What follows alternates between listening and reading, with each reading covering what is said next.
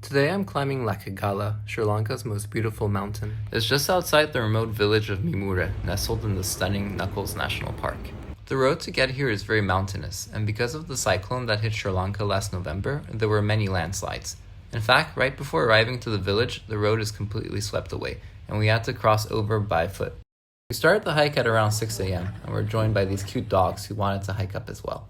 The first part of the hike goes through this leech-infested forest, and we had to constantly stop to check for those nasty creatures.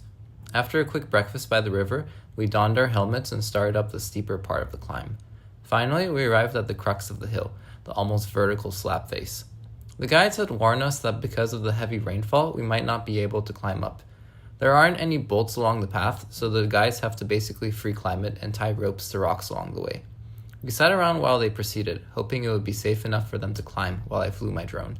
But unfortunately, the crack that we were supposed to climb was full of water, and it was way too dangerous for them to climb it. We ended up just traversing the diagonal part of the crack, and after a while we started heading back down. We stopped at this cool waterfall before going back to the village, where I let this local kid fly my drone for a bit, before trying to make my way back to Kandy.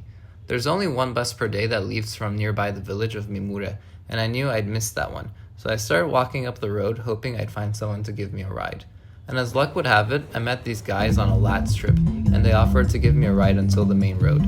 After waiting around a bit for them to pack up and giving one of them some foreign currency that he was super happy about, we arrived at the main road.